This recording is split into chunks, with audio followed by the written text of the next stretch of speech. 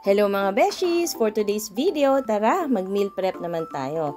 So, ayan na nga yung 1 kilong hipon na binili ko kay Suki. So, as you can see, natanggalan ko na yan ng bituka at ng matutulis ng nguso. Ayan, sobrang laki talaga at halos isang palad ko na ang isang piraso nito. And for the ingredients, meron tayong butter, 1 pirasong bawang, 1 pirasong sibuyas, at syempre ang ating 1 kilong hipon. Bukod dyan, meron din tayong ingredients like oyster sauce, mantika, salt and pepper, and Sprite on the side. So tara, magluto na tayo. Maglagay lang ng kaunting mantika sa ating kawali. At kung mapapansin ninyo, medyo gamit na ang aking kawali. So, medyo hindi lang ako nakakapag-video or vlog in the past. But, ayan, sobrang gamit na gamit talaga siya. So, anyway, maglagay na nga tayo ng butter. Pagkatapos ay bawang. Pinino ko yung bawang at i-golden brown lang natin yan. Haluin lang ng haluin hanggang sa matunaw din lahat ng ating butter.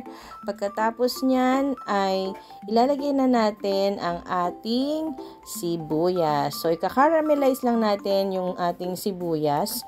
Mas okay nga sana kung merong white onion. However, nung time na yan, wala akong stock pala sa ref. So, since wala nun, okay na yan. Hindi naman kikibuyan. So, gisa-gisahin lang natin ang ating bawang at sibuyas hanggang sa mag-caramelize na ang ating onion. At pagkatapos nun, maglagay na ng salt and pepper. Tapos, halu-haluin lang din ng kaunti. At nagkakaroon na ba kayo ng idea guys kung anong lulutuin natin? Ilagay na natin ang hipon. So, sabi nga ni Suki, yan ay 25 pieces para sa 1 kilo. 480 pesos nga pala ang kilo ng hipon dito sa amin sa Gentry. How about sa inyo guys?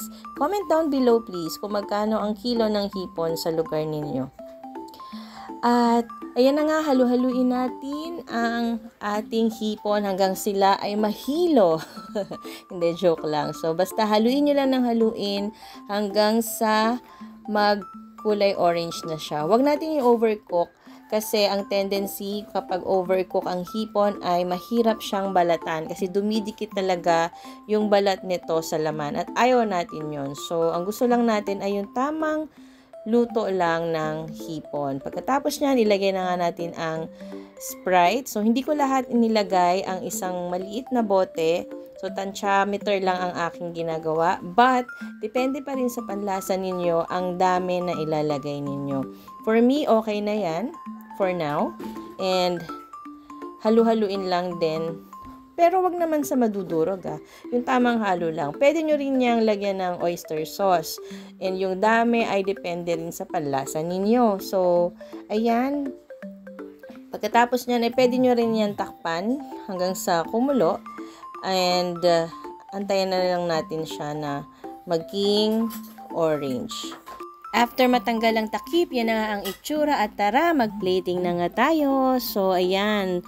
Ako lang ba guys ang talagang nag-e-enjoy sa pagpe-plating ng pagkain? Ewan ko ba, basta happy ako kapag nagluluto tapos may konting presentation kineme or pagpe-plating pang nalalaman at natutuwa rin ako kapag nagugustuhan ng kids ang aking mga ginagawang kaartehan sa pagluluto. At ayan na nga ang sarsa ng ating hipon at for today's video, ayan, nakapagluto na tayo ng halabos. And thank you guys for watching. Please like and share my video. Pa-subscribe na rin sa aking YouTube channel. Thanks guys. Bye!